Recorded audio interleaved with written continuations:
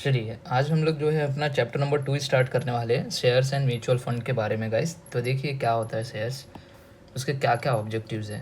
After going through this chapter you will be able to define a shares.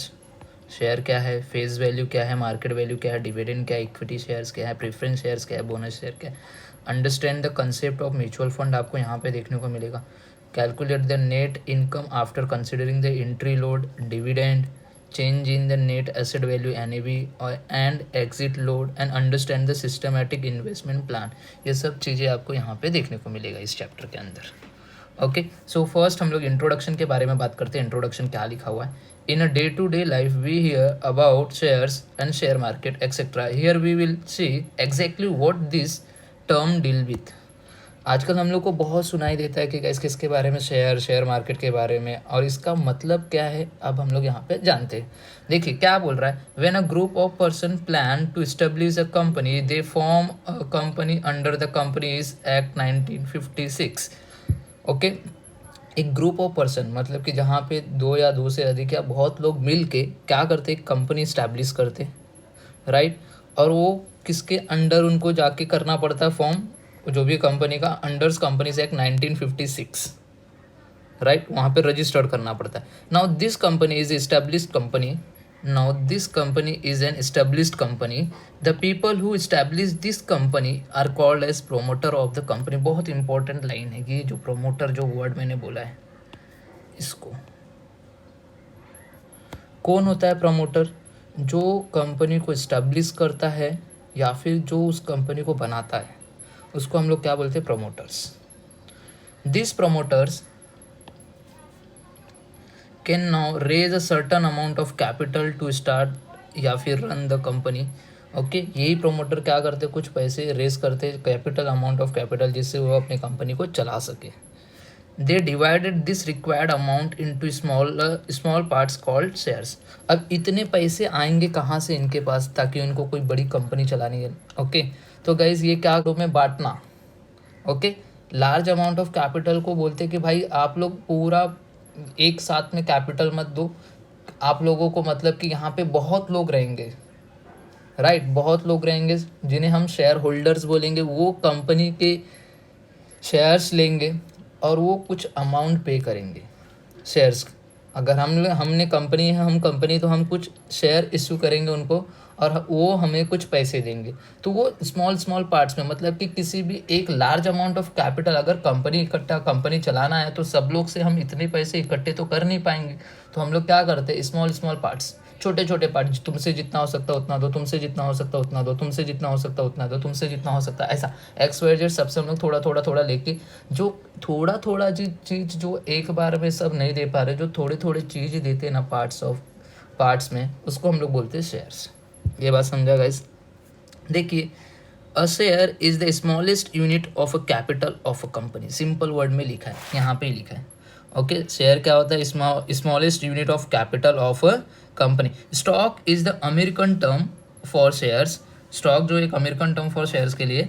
Usually a share is of value ₹100 होता है, ₹50 भी हो सकता है, ₹10 भी हो सकता है, ₹5 भी हो सकता है। शेयर का वैल्यू ₹2 भी हो सकता है, ₹1 भी हो सकता है। Okay, this value is called the face value of the shares. जो शेयर्स के प्राइस शेयर्स पे लिखा होगा, ओके, इसे हम सब क्या बोलेंगे, फेस वैल्यू बोलेंगे। This share are sold to the public.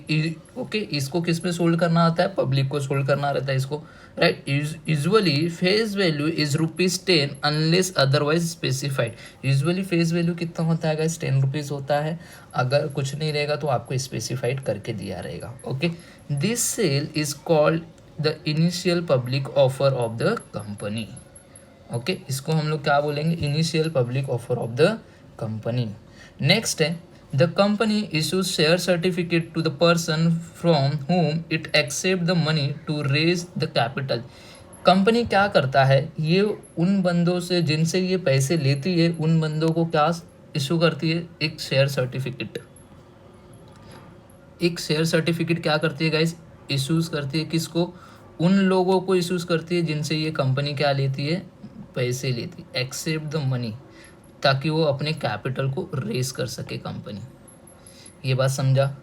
Person who have paid money to form the capital are called as a share holder. और ये वो बंदे लोग हैं जो कंपनी में पैसा देते हैं फॉर्म ऑफ कैपिटल में, उन्हें हम बोलते हैं शेयर होल्डर्स। जिनका पैसा कंपनी में लगा रहता है उन्हें हम क्या बोलते हैं, शेयर होल्डर्स। ये बात समझा बच्चा लोग? ऑलरेडी आप लोगों की ये 12th में एसपी में हो चुका है, जस्ट मैं खाली आपको बता रहा हूँ क्या है, आपको पूरा पता रहेगा, don't worry guys. Now days the shares are not in the form of paper but in the electronic dematerialise, जिसे हम डीमेट फॉर्म में बोलते हैं, डीमेट फॉर्म। आजकल जो भी शेयर्स है अब वो पेपर फॉर्म में नहीं होता है, आजकल वो सब इलेक्ट्रॉनिक सिस्टम के द्वारा, इलेक्ट्रॉनिक डीमटेरियलाइज जिसे हम डीमेट फॉर्म में आपको कंप्यूटराइज दिखते हैं सब shares. Okay, hence the allotment of share is done directly in the demat account without a certificate. Okay, simple guys. Next क्या बोला है, फेस वैल्यू और नॉमिनल वैल्यू और par value is the value printed on the share certificate. ये सब चीज़ें जो भी है शेयर सर्टिफिकेट के ऊपर प्रिंटेड होता है। फेस वैल्यू भी होता है, नॉमिनल वैल्यू भी रहता है, पार वैल्यू भी रहता है, वो सब हम आगे देखेंगे क्या होता है इसका मतलब। Okay, since shares exist in electronic demat form, we can say that the face value is the value stated in the initial public offer subscription form. Okay, simple guys. आगे क्या बोला है, the share holders enjoy the profit if any of the company after providing for the taxes and other reserves fund, this is called as dividend. Okay, आपको देखिए share holders को guys क्या मिलता है, डिविडेंड मिलता है। वो डिविडेंड कभी मिलेगा, वो भी प्रॉफिट का पार्ट, राइट। तो गाइस आई होप आपको ये इंट्रोडक्शन समझा गाइस। चलिए अब नेक्स्ट आगे चलिए देखिए, अभी क्या है types of shares. Okay, mainly the shares are two types, preference shares and the equity shares, या फिर उसको हम लोग कॉमन शेयर्स या फिर ऑर्डिनरी शेयर्स बोलते हैं, राइट। या ऑब्जेक्टिव्स में आ सकता है इक्विटी शेयर्स, या फिर उसको हम कॉमन शेयर्स बोल सकते हैं, या फिर ऑर्डिनरी शेयर्स बोल सकते हैं। सबसे फर्स्ट है प्रेफरेंस शेयर्स। प्रेफरेंस वर्ड से ही आपको पता चल रहा है कि प्रेफरेंस मतलब किसको सबसे फर्स्ट प्रेफरेंस दिया जाना चाहिए, राइट। देखिए, this shares have a priority over the equity shares, मतलब कि इक्विटी शेयर्स से पहले जो है वो प्रेफरेंस शेयर्स को, जो भी प्रेफरेंस शेयर होल्डर रहते हैं उनको प्रेफरेंस शेयर्स का जो भी डिविडेंड होता है पहले दिया जाता है। किससे पहले दिया जाता है, इक्विटी शेयर होल्डर से पहले। मतलब कि इक्विटी शेयर से पहले प्रायोरिटी किसको दी जाती है, प्रेफरेंस शेयर्स को। ओके, देखिए, from the profit made by company a dividend at the fix rate is paid to them first. अगर कंपनी को प्रॉफिट होता है तो कंपनी सबसे फर्स्ट डिविडेंड किसको देती है, एक फिक्स रेट का डिविडेंड, वो किसको देती है, प्रेफरेंस शेयर होल्डर को देती है। उसके बाद कुछ बचता है तो वो इक्विटी शेयर होल्डर को मिलता है। ये बात समझा। Before distributing any profit amount to equity share holder. Okay, equity share holder से पहले की बात कर रहा है, राइट। इक्विटी शेयर होल्डर से पहले किसको दिया जाता है, प्रेफरेंस शेयर होल्डर को दिया जाता है प्रॉफिट का जो भी डिविडेंड होता है। Okay, also if and when the company is closed down, then while returning of the capital these shareholders get a preference. Okay, जब भी कंपनी क्लोज डाउन होती है, वाइंड अप होती है, तो जो भी पैसा रिटर्न करना होता है कैपिटल का, सबसे पहले किसको दिया जाता है, प्रेफरेंस शेयर को ही दिया जाता है। Again preference share are mainly two types, यहाँ पे भी प्रेफरेंस शेयर के दो टाइप्स है, एक है क्यूमुलेटिव प्रेफरेंस शेयर्स एंड दूसरा है non cumulative preference shares. Cumulative preference share क्या बोल रहा है, इन केस ऑफ लॉस और इनएडिक्वेट profit the preference shareholder are not paid their fixed rate of dividend, then the dividend is accumulated in the subsequent year to this shareholder is paid preferentially whenever possible। एक example के through आपको बता देता हूँ, देखिए क्या बोल रहा है क्यूमुलेटिव प्रेफरेंस शेयर्स के बारे में।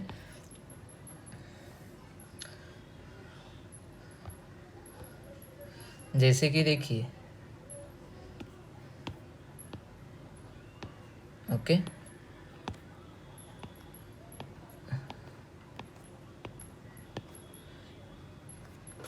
ये फर्स्ट ईयर है, second year, third year, fourth year, fifth year, sixth year and seventh year, right. Company ने जब आपने प्रेफरेंस शेयर्स लिया रहेगा तो आपको कंपनी ने एक प्रेफरेंस शेयर सर्टिफिकेट इशू की रहेगी जिसके ऊपर आपको डिविडेंड फिक्स्ड बताया रहेगा कि इतने % का आपको डिविडेंड मिलेगा। तो कंपनी ने लेट सपोज आपको बताया है कि 10% का डिविडेंड मिलेगा। कंपनी ने फर्स्ट ईयर में जब कंपनी स्टार्ट हुआ तो कंपनी को कोई भी प्रॉफिट अर्न नहीं हो पाया है, तो कंपनी ने आपको डिविडेंड नहीं दिया, राइट। सेकेंड ईयर में भी कंपनी को कुछ प्रॉफिट अर्न नहीं हो पाया है, जिसमें से आपको ये भी 10% गाइस आपको नहीं मिला, मतलब कि ये दोनों 10% आपको नहीं मिला है। मगर थर्ड ईयर में कंपनी को प्रॉफिट हुआ है, कंपनी को प्रॉफिट हुआ है, तो कंपनी आपको इस ईयर थर्ड ईयर का 10% तो देगी, प्लस इन दोनों ईयर का भी 10% आपको मिलेगा। इसको बोलते हैं क्यूमुलेटिव प्रेफरेंस शेयर, मतलब कि आपको टोटल यहाँ पे 10% का तो मिल ही रहा है थर्ड ईयर में जो भी प्रॉफिट हो रहा है, प्लस पिछले सालों का भी जो भी 10% बाकी है ना, वो भी आपको डिविडेंड मिलेगा। इसे हम बोलते हैं क्यूमुलेटिव प्रेफरेंस शेयर्स। ये बात समझा। And non cumulative preference shares क्या होता है गाइस, देखिए, as in the case of cumulative preference share, here the unpaid dividend do not accumulate it, मतलब कि ये जस्ट इसका अपोजिट, राइट। आपको थर्ड ईयर में देखिए, फर्स्ट ईयर में कोई प्रॉफिट नहीं हुआ, सेकेंड ईयर में कोई प्रॉफिट नहीं हुआ, थर्ड ईयर में प्रॉफिट हुआ है ना, तो थर्ड ईयर में सिर्फ आपको इसी ईयर का प्रॉफिट का पैसा आपको डिविडेंड मिलेगा, इन दोनों ईयर का नहीं मिलेगा। मतलब कि पास्ट ईयर में जो भी आपने डिविडेंड आपके बकाया था, कंपनी ने नहीं दे पाई है, वो आपको नहीं मिलेगा। इसको बोलते हैं नॉन क्यूमुलेटिव प्रेफरेंस शेयर्स। ये बात समझा गाइस। नेक्स्ट बात करते हैं इक्विटी शेयर्स के बारे में। This are the shares for whom the dividend and the return of capital is paid after paying the preference share holder, right. Equity share holder को कभी मिलता है dividend, after paying preference share holder के बाद। In case of equity share the rate of dividend is not fixed, okay. Equity share holder को कोई भी rate of dividend fix नहीं रहता गाइस, कितना मिलता है वो कुछ बता नहीं रहता, और इसको it is decided by the board of director. इसको डिसाइड कौन करता है, जो भी डिविडेंड रहता है वो बोर्ड ऑफ डायरेक्टर डिसाइड करते हैं। चलिए गाइस, अभी हम लोग जो है शेयर मार्केट देखने जा रहे हैं। क्या बोल रहा है, share holder are allowed to buy or sell share like a commodity. जो भी शेयर होल्डर्स हैं ना गाइस, उन लोग कॉमोडिटी के जैसे ही शेयर को खरीद भी सकते हैं और बेच भी सकते हैं। सेलिंग और buying a share for a pricing higher than its face value is legal, okay. आप शेयर को खरीदना और बेचना हायर प्राइस, फेस वैल्यू से ज़्यादा पे भी बेच सकते हो गाइस, वो लीगल है, उसके में कोई प्रॉब्लम नहीं है।